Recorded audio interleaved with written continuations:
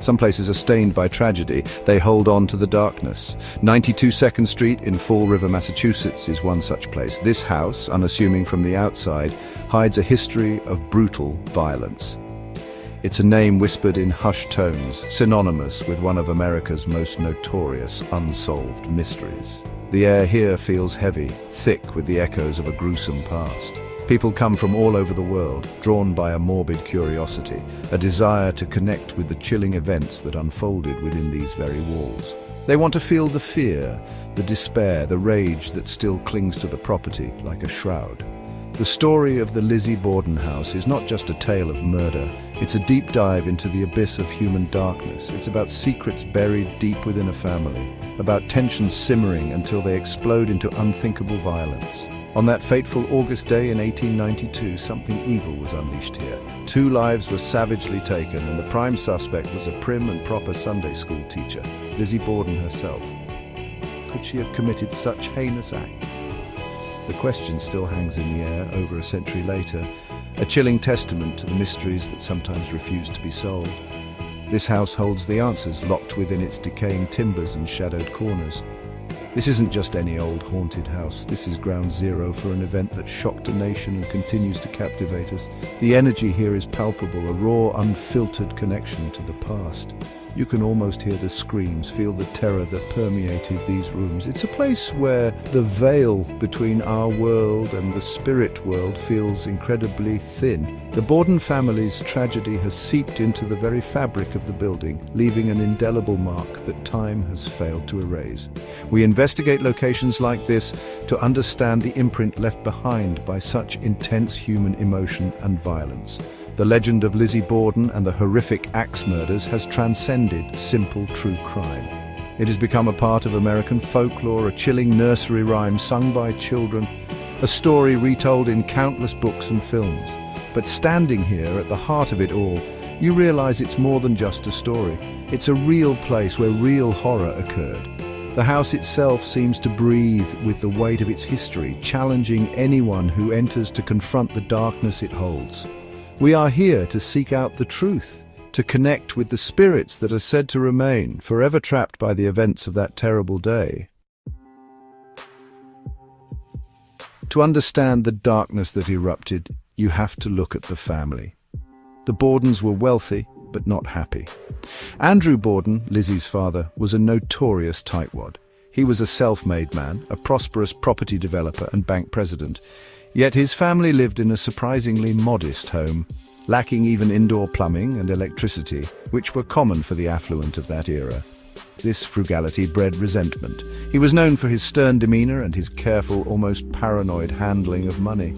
This created a constant undercurrent of tension within the home, a pressure cooker waiting to explode. Lizzie Andrew Borden was born in 1860. Her mother, Sarah, died when Lizzie was just a toddler. Her father, Andrew, remarried 3 years later to Abby Durfee Gray.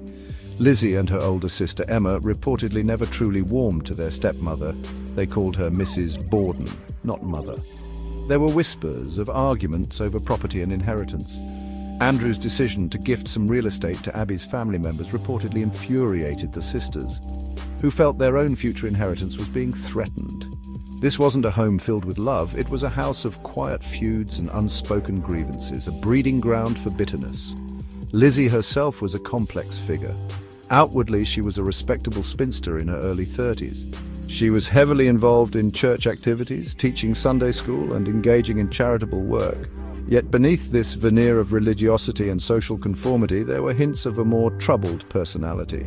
Some accounts suggest she was prone to mood swings and perhaps even experienced episodes of dissociation. The societal constraints placed upon women of her time, especially unmarried women, likely added to her frustrations. She lived under her father's strict control in a house she clearly disliked with a stepmother she resented. The family dynamics were a toxic brew. Emma, the older sister, was often away, leaving Lizzie to navigate the strained household alone. Andrew Borden was not a man known for his warmth or affection. Abby, while perhaps not actively cruel, was an outsider in the eyes of her stepdaughters. The house at 92 Second Street wasn't a sanctuary. It was a battlefield of silent wills and simmering resentments. The lack of modern amenities, despite their wealth, was a constant reminder of Andrew's control and, perhaps in the sisters' eyes, his disregard for their comfort. This atmosphere of discontent set the stage for the horror to come. The morning of August 4th, 1892, dawned hot and humid in Fall River. It began like any other summer day, but it would end in a bloodbath. Andrew Borden left for his usual business dealings downtown. Abby Borden, his wife, was upstairs in the guest room tidying up. Bridget Sullivan, the family maid, was outside washing windows, feeling unwell from a mysterious illness that had afflicted several members of the household days prior. Lizzie claimed she was in the barn looking for fishing sinkers. Emma, a crucial detail, was out of town visiting friends in Fairhaven, some 15 miles away. Around 10:45 a.m., Bridget Sullivan, having finished her outside chores and feeling unwell, went to lie down in her third-floor room. This is when the first act of unimaginable violence is believed to have occurred. Abby Borden was in the guest bedroom on the second floor making the bed. She was struck from behind, a brutal attack with a hatchet or axe-like weapon. The blows were numerous and savage, crushing her skull. She fell face down, her blood soaking into the carpet, her life extinguished in a frenzy of rage. The silence of the house was broken only by the sickening thud of the weapon. Andrew Borden returned home around 10:45 a.m. or 10:50 a.m. He found the front door difficult to open, a small detail that would later be scrutinized. Lizzie claimed she helped him with the door and told him Mrs. Borden had received a note and gone out to visit a sick friend. Andrew, feeling unwell himself, decided to lie down for a nap on the horsehair sofa in the sitting room. This was a fatal mistake. While he slept, vulnerable and unsuspecting, the killer struck again. The weapon, believed to be the same one used on Abby, rained down at least 10 or 11 blows upon his face and head, a horrifyingly personal and brutal assault. Around 11:10 a.m., Lizzie's chilling cries shattered the quiet. "Maggie, come quick! Father's dead! Somebody came in and killed him!" Bridget Maggie Sullivan rushed downstairs to a scene of pure horror. Andrew Borden lay on the sofa, his face a mangled, unrecognizable mess. The sitting room was a slaughterhouse. Lizzie's calm demeanor in the face of such carnage was noted by many who arrived at the scene. She claimed to have been in the barn during the time of her father's murder, but her story had inconsistencies that would soon cast a dark shadow of suspicion directly upon her. The nightmare at 92 2nd Street had just begun. The police arrived at a scene of utter chaos and unimaginable gore. The sheer brutality of the murders was shocking, even for seasoned officers. Andrew Borden's face was so mutilated that he was barely recognizable. Abby Borden, discovered shortly after her husband, had suffered a similarly savage fate upstairs. The weapon, a hatchet, was found in the basement, suspiciously clean, its handle broken. Why would a random intruder take the time to clean a weapon and leave it behind? This detail immediately raised red flags. The house offered few clues, no signs of forced entry, and nothing of significant value appeared to be stolen. Lizzie Borden quickly became the prime focus of the investigation. Her behavior was strange, to say the least. She seemed remarkably composed for someone who had just discovered her father brutally murdered and learned her stepmother met the same fate. Her answers to police questioning were often contradictory and vague. She changed her story about her whereabouts multiple times. First, she was in the kitchen, then the dining room, then the barn looking for lead to make fishing sinkers. These inconsistencies made investigators deeply suspicious. Why couldn't she provide a clear, consistent alibi for the time of the murders? Adding to the suspicion, days after the murders, a neighbor witnessed Lizzie burning a dress in the kitchen stove. Lizzie claimed the dress was stained with old paint, but why burn it just then when every action she took was under intense scrutiny? This act was seen by many as a blatant attempt to destroy incriminating evidence, perhaps a blood-soaked garment. Furthermore, the family's strange illness in the days leading up to the murders, initially thought to be food poisoning, led to theories that Lizzie might have first attempted to poison her parents. The lack of a clear motive for an outside intruder also pointed fingers inward. The inquest that followed saw Lizzie's testimony become even more muddled. She appeared confused, sometimes agitated, and her statements were filled with contradictions that only deepened the investigators' conviction of her guilt. The town of Fall River was abuzz with rumors and theories. The idea that this respectable Sunday school teacher could be a brutal axe murderer was almost too shocking to comprehend, yet the evidence, or lack thereof, against anyone else seemed to lead directly to her door. On August 11th, 1892, just 1 week after the horrific slayings, Lizzie Borden was arrested and charged with the murders of her father and stepmother. Section 5. The Trial of Lizzie Borden, Justice or a Miscarriage. The trial of Lizzie Borden began in June of 1893 in New Bedford, Massachusetts. It was a media sensation, a spectacle that gripped the entire nation. Newspapers from across the country sent reporters to cover every lurid detail. The courtroom was packed daily with curious onlookers, eager to catch a glimpse of the woman accused of such heinous crimes. The prosecution painted Lizzie as a cold, calculating killer, motivated by hatred for her stepmother and a desire for her father's considerable fortune. They presented evidence of her inconsistent alibis, the alleged attempt to buy prussic acid, a poison before the murders, and the suspicious burning of the dress.